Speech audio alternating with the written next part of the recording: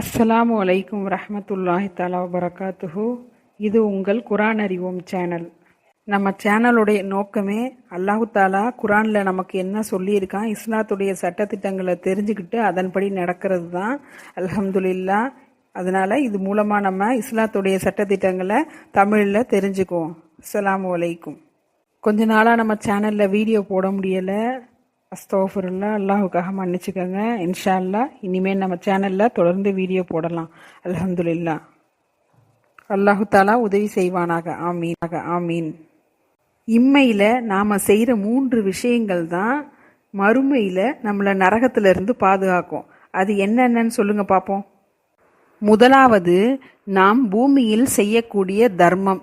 இரண்டாவது, நாம் பெற்ற பிள்ளைகள், அதாவது ஈமானோடு நாம் வளர்க்கக்கூடிய நம்முடைய பிள்ளைகள் நமக்காக கேட்கின்ற துவாக்கள், அல்லாஹு தாலாவிடம் நமக்காக கேட்கின்ற துவாக்கள். மூன்றாவது, நாம் இம்மையில் நாம் கற்ற மார்க்க கல்வி.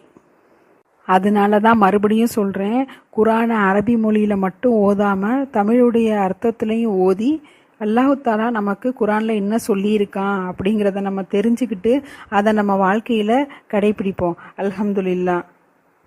இன்ஷா அல்லாஹ் இன்னைக்கு பாடத்துக்கு போகலாமா? இன்ஷா அல்லாஹ் இன்னைக்கு சூரா அல் பக்கராவுடைய 81வது வசனத்தில் இருந்து 90வது வசனம் வரைக்கும் பார்க்குறான். அல்ஹம்துலில்லாஹ். அதுக்கு முன்னாடி இம்மையிலையும் மறுமையிலையும் பாதுகாக்கக்கூடிய துவாவை அல்லாஹ் தாலா கிட்ட நம்ம கேட்டுருவோம். அவுது பில்லாஹி மினஷ் ஷைத்தானிர் ரஜீம். பிஸ்மில்லாஹிர் ரஹ்மானிர் ரஹீம். ரப்பனா ஆதீனா ஃபித் துன்யா ஹஸனதன் வஃபில் ஆஹிரதி ஹஸனதன் வகீனா அதாபன்னார். பலா மன் கஸப ஸய்யிஅதன் வஅஹாதத் பிஹி ഖതீஅதுஹு ஃபஉலாயிக அஸ்ஹாபுன் நாரி ஹும் ஃபீஹா خالدون والذين آمنوا وعملوا الصالحات أولئك أصحاب الجنة هم فيها خالدون وإذ أخذنا ميثاق بني إسرائيل لا تعبدون إلا الله وبالوالدين إحسانا وذي القربى واليتامى والمساكين وقولوا للناس حسنا وأقيموا الصلاة وآتوا الزكاة ثم توليتم إلا قليلا منكم وأنتم معرضون وإذ أخذنا ميثاقكم لا تسفكون دماءكم ولا تخرجون أنفسكم من دياركم ثم أقررتم وأنتم تشهدون ثم أنتم هؤلاء تقتلون أنفسكم وتخرجون فريقا منكم من ديارهم تظاهرون عليهم بالإثم والعدوان وإن يأتوكم أسارى تفادوهم وهو محرم عليكم إخراجهم أفتؤمنون ببعض الكتاب وتكفرون ببعض فما جزاء من يفعل ذلك منكم إلا خزي في الحياة الدنيا ويوم القيامة يردون إلى أشد العذاب وما الله بغافل عما تعملون أولئك الذين اشتروا الحياة الدنيا بالآخرة فلا يخفف عنهم العذاب ولا هم ينصرون ولقد آتينا موسى الكتاب وقفينا من بعده بالرسل وآتينا عيسى ابن مريم البينات وأيدناه بروح القدس أفكلما جاءكم رسول بما لا تهوى أنفسكم استكبرتم ففريقا كذبتم وفريقا تقتلون وقالوا قلوبنا غلف بل لعنهم الله بكفرهم فقليلا ما يؤمنون ولما جاءهم كتاب من عند الله مصدق لما معهم وكانوا من قبل يستفتحون على الذين كفروا فلما جاءهم ما عرفوا كفروا به فلعنة الله على الكافرين بئس ما اشتروا به أنفسهم أن يكفروا بما أنزل الله بغيا أن ينزل الله من فضله على من يشاء من عباده فباءوا بغضب على غضب وللكافرين عذاب مهين. ஆம், எவர் தீமையை சம்பாதித்து கொண்டிருந்து அவருடைய குற்றம் அவரை சூழ்ந்து கொண்டதோ அவர்கள் நரகவாசிகளே, அதில் அவர்கள் நிரந்தரமாக தங்கியிருப்பவர்கள்.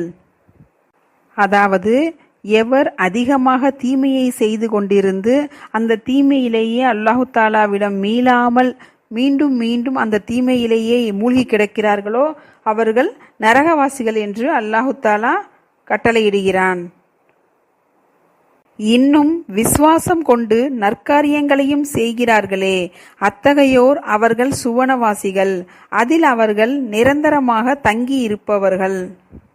அதாவது யார் அல்லாஹு தாலா மீது விசுவாசம் கொண்டு ஈமான் கொண்டு நல்ல காரியங்களை செய்கிறார்களோ அவர்களுக்கு சுவனம் வாக்களிக்கப்பட்டதாக அல்லாஹு தாலா நமக்கு சொல்றான்.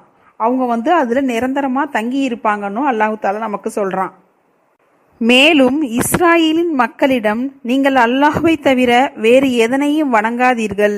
பெற்றோர்களுக்கும் உறவினர்களுக்கும் அனாதைகளுக்கும் ஏழைகளுக்கும் உபகாரம் செய்யுங்கள். இன்னும் மனிதர்களுக்கு அழகானதை சொல்லுங்கள். தொழுகையையும் நிறைவேற்றுங்கள். ஜக்காத்தையும் கொடுங்கள் என்று நாம் வாக்குறுதி வாங்கியதையும் நினைத்து பாருங்கள். பின்னர் உங்களில் சொற்பமானவர்களை தவிர நீங்கள் புறக்கணித்தவர்களாக முகம் திரும்பி மாறிவிட்டீர்கள். அஸ்தோஃபிருல்லா, அல்லாஹு தாலா பாதுகாக்கணும். இஸ்ராயலுடைய மக்கள்கிட்ட அல்லாஹு தாலா சொல்றான், நீங்க அல்லாஹுவை தவிர, அதாவது என்னையை தவிர நீங்க யாரையும் வணங்கக்கூடாது. பெற்றோர்களுக்கும் உறவினர்களுக்கும் அனாதைகளுக்கும் ஏழைகளுக்கும் உதவி செய்யுங்க. இன்னும் மனிதர்களுக்கு அழகானதை, அதாவது நல்ல விஷயங்களை சொல்லுங்க. தொழுகையையும் நிறைவேற்றி தொழுவுங்க. ஜக்காத்து, அதாவது மார்க்க வரி, நம்மளால முடிஞ்சதை கொடுத்து உதவி செய்யுங்க அப்படின்னு அல்லாஹு தாலா இஸ்ராயலுடைய மக்கள்கிட்ட வாக்குறுதி வாங்கியிருந்தான். ஆனாலும் அந்த மக்கள் என்ன பண்ணிட்டாங்க, அந்த வாக்குறுதியை நிறைவேற்றாம திரும்பிட்டாங்க அந்த வாக்குறுதியிலிருந்து. இன்னும் நீங்கள் உங்களுக்கு மத்தியில் உங்களுடைய இரத்தங்களை சிந்தாதீர்கள். உங்கள் இல்லங்களை விட்டு உங்களை சேர்ந்தவர்களை வெளியேற்றாதீர்கள் என்றும் உங்களிடம் நாம் உறுதிமொழி வாங்கியதையும் நினைவு கூறுங்கள். பின்னர் நீங்களோ சாட்சியம் கூறியவர்களாக இருக்க அதை நீங்கள் உறுதிப்படுத்தி இருக்கிறீர்கள். அதாவது இஸ்ராயல் மக்களிடம் அல்லாஹு தாலா சொல்றான், நீங்க உங்களுக்கு இடையில சண்டை போட்டுக்கிட்டு ரத்தத்தை சிந்தாதீங்க. சண்டை போட்டு ஒருத்தருக்கு ஒருத்தர் காயமாக்கி ரத்தத்தை சிந்தாதீங்க. உங்களுடைய வீட்டை விட்டு உங்களை சேர்ந்தவர்களை வெளியேற்றாதீங்க அப்படின்னு அல்லாஹு தாலா அவங்க கிட்ட உறுதிமொழி வாங்கினதை நினைச்சு பாருங்க அப்படின்னு சொல்றான் அல்லாஹு தாலா. பின்னர் இவ்வாறு உறுதிப்படுத்திய நீங்கள்தான் அவர்கள் உங்களை சேர்ந்தவர்களை நீங்கள் கொலை செய்கிறீர்கள். இன்னும் உங்களில் ஒரு சாராரை அவர்களின் வீடுகளிலிருந்து வெளியேற்றுகிறீர்கள். பாவத்தை கொண்டும் பகைமையை கொண்டும் அவர்களுக்கு பாதகமாக எதிரிகளுக்கு உதவி செய்கிறீர்கள். மேலும் வெளியேற்றப்பட்டவர்கள் சிறைப்பட்டவர்களாக உங்களிடம் வந்துவிட்டால் நஷ்டஈடு கொடுத்து அவர்களை விடுவிக்கின்றீர்கள். அவ்வாறு அவர்களை அவர்களின் வீடுகளிலிருந்து வெளியேற்றுவதே உங்களின் மீது தடை செய்யப்பட்டிருக்கிறது. ஆகவே நீங்கள் வேதத்தில் சிலவற்றை விசுவாசித்து மற்றும் சிலவற்றை நிராகரிக்கின்றீர்களா? உங்களில் இதை செய்கிறவருக்கு இவ்வுலக வாழ்வை இழிவை தவிர வேறு கூலி இல்லை. இன்னும் மறுமை நாளில் அவர்கள் மிக கடுமையான வேதனையின் பால் திருப்பப்படுவார்கள். அன்றியும் நீங்கள் செய்பவற்றை பற்றி அல்லாஹ் பராமுகமானவன் அல்லன். அல்லாஹ் தாலா சொல்றான், இது மாதிரியெல்லாம் நான் உங்ககிட்ட உறுதிமொழி வாங்கி இருந்தேன், நீங்களும் உறுதி கொடுத்து இருந்தீங்க இதெல்லாம் செய்ய மாட்டோன்னு. ஆனாலும் நீங்க உங்களை சேர்ந்தவர்களை நீங்களே கொலை செய்றீங்க அப்படின்னு அல்லாஹ் தாலா சொல்றான்.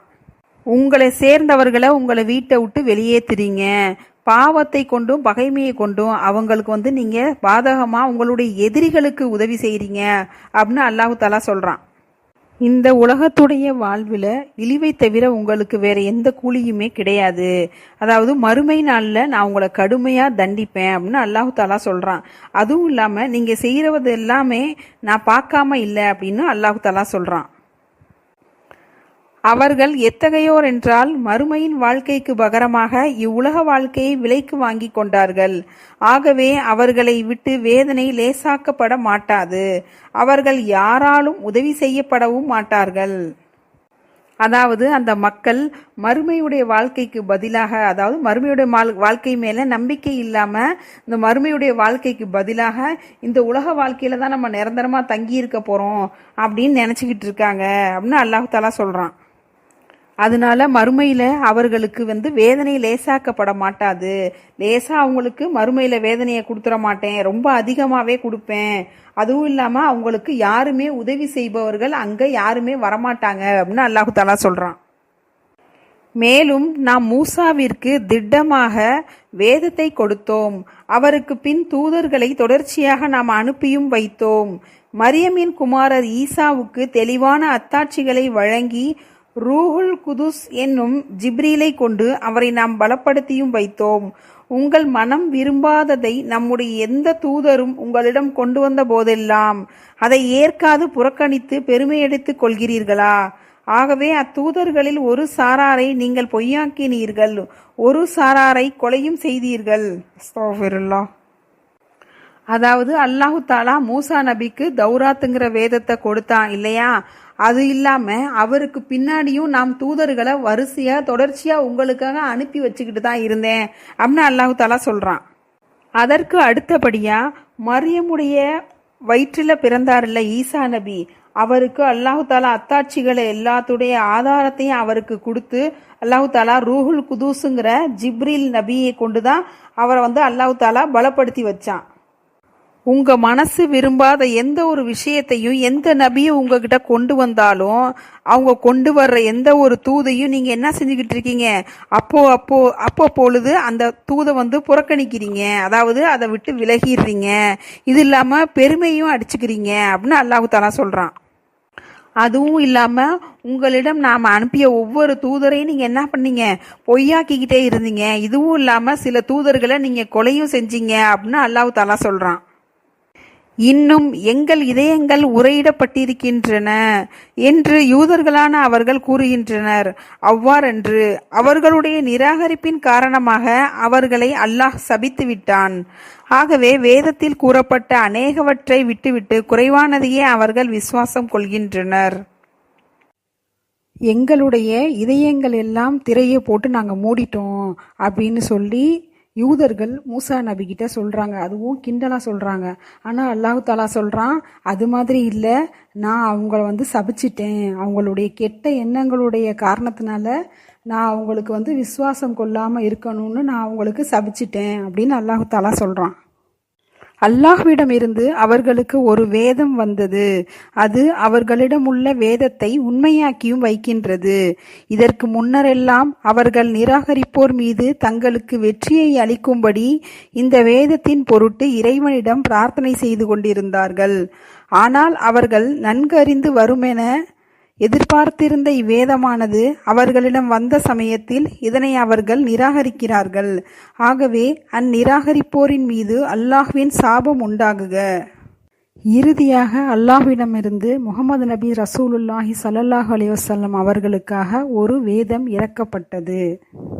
அல்லாஹு தாலா நம்முடைய இறுதி தூதரின் மீது இறக்கப்பட்ட குரான் என்னும் வேதத்தை போலவே யூதர்களுக்காக தௌராத் என்னும் வேதத்தையும் இறக்கி வச்சான் இல்லையா? அந்த வேதம் அவர்களுக்கு குரான் போலவே அந்த வேதமும் உண்மையாக இருந்தது. ஆனால் முன்னாடி யூதர்கள் என்ன செஞ்சாங்க, தௌராத்துங்கிற வேதத்தை யார் யார் நிராகரிக்கிறாங்களோ அவங்க கிட்ட இருந்து எங்களுக்கு வெற்றியை கொடு அப்படின்னு அல்லாஹ் தாலா கிட்ட பிரார்த்தனை செஞ்சாங்க. அப்படியெல்லாம் பிரார்த்தனை செஞ்ச அவங்களுக்கு எதிர்காலத்தில் வந்து இறங்கும் அப்படின்னு நல்லா தெரிஞ்சிருந்த வேதம், எதிர்பார்த்திருந்த வேதம் இறங்கின போது, குரானுங்கிற வேதம் இறங்கினப்ப, ஆனால் அவங்க குரானை ஏற்றுக்காம நிராகரிச்சாங்க. அதனால தான் அல்லாஹ் தாலா அவர்கள் மீது என்னுடைய சாபம் உண்டாகுக அப்படின்னு சொன்னான். இந்த குர்ஆனை தங்கள் மீது இறக்காமல் அல்லாஹ் தன்னுடைய அடியார்களில் தான் விரும்பியவர் மீது தன்னுடைய கிருபையை கொண்டு அருளியதை பற்றி பொறாமை கொண்டு அல்லாஹ் அருளிய இதையே நிராகரிப்பதன் மூலமாய் அவர்கள் தங்களை விற்று எதை வாங்கி கொண்டார்களோ அது மிக கெட்டது. குர்ஆனை தங்கள் மீது அருளவில்லை என்ற கோபத்தினால் இவ்வேதத்தை நிராகரித்து அல்லாஹ்வின் கோபத்தில் அவர்கள் சார்ந்து விட்டார்கள். ஆதலால் அந்நிராகரிப்போருக்கு இழிவு தரும் வேதனை உண்டு. அதாவது அல்லாஹ் தாலா குரானை நம்ம மீது இறக்காம, நம்மள யூதர்கள்ல ஒருவர் மீது இறக்காம அல்லாஹ் தாலா இந்த குரானை முகமது நபி ரசூலுல்லாஹி ஸல்லல்லாஹு அலைஹி வஸல்லம் அவர்கள் மீது இறக்கிட்டான் அப்படின்னு யூதர்கள் என்ன பண்ணாங்க, பொறாமப்பட்டாங்க. அதனால அல்லாஹ் அருளிய குரானை அவங்க நிராகரிச்சாங்க. அதனால அல்லாஹ் தாலா என்ன சொல்றான், குரானை அவங்க மேல இறக்கல அப்படிங்கிற கோபத்தினால அவங்க இந்த குரானை நிராகரிச்சிட்டாங்க. அதனால அவங்களுக்கு கடுமையான வேதனை உண்டு அப்படின்னு சொல்றான். அல்ஹம்துலில்லாஹ். அஸ்தக்ஃபிருல்லாஹ். அல்லாஹ் பாதுகாக்கணும். நமக்காக வந்து இறங்கிய இந்த குரான்ல இருக்கிற விஷயங்களை யூதர்கள் போல நம்மளும் நிராகரிச்சிடாம இதில் இருக்க ஒவ்வொரு விஷயத்தையும் நம்மளுடைய வாழ்நாளில் கடைபிடிக்க அல்லாஹ் தாலா நம்ம அனைவருக்கும் உதவி செய்வானாக. ஆமீன் ஆமீன் யா ரப்பல் ஆலமீன். இன்ஷா அல்லாஹ் இந்த நோன்பு நாட்களில் அதிகமாக குரானை ஓதுங்க. குரான் அரபி மொழியிலையோ தமிழ்லையோ ஓத தெரியாதவங்க தயவு செஞ்சு ஓதுறவங்களுடைய வார்த்தைகளை செவி கொடுத்து கேளுங்க. அல்லாஹ் தாலா நமக்கு நிறைய கூலியை கொடுப்பான். இந்த நோன்பு நாட்களில் ஒரு நன்மை செஞ்சால் அல்லாஹ் தாலா ஒரு நன்மைக்கு பகரமாக அல்லாஹ் தாலா 100% நமக்கு கூலியை தர்றான். ஆனால் மற்ற நாட்களில் ஒரு நன்மைக்கு 10% தான் கூலி. இந்த நோன்பு நாட்களில் மட்டும் அல்லாஹ் தாலா நீங்கள் ஒரு நன்மை செஞ்சால் அதுக்கு 100 நன்மை அல்லாஹ் தாலா நமக்கு பகரமாக கொடுக்குறான். இன்ஷா அல்லாஹ் நம்ம அனைவருமே அதிகமாக நன்மைகளை செய்வோமாக. ஆமீன். இன்ஷா அல்லாஹ் இன்னைக்கு சூரா அல் பக்ராவுடைய 81வது வசனத்திலிருந்து 90வது வசனம் வரைக்கும் பார்த்தோம். அல்ஹம்துலில்லாஹ். இன்ஷா அல்லாஹ் அடுத்த ஆடியோவில் சந்திக்கலாம். அஸ்ஸலாமு அலைக்கும் வரஹ்மத்துல்லாஹி தஆலா வபரகாத்துஹு. பிஸ்மில்லாஹிர் ரஹ்மானிர் ரஹீம்.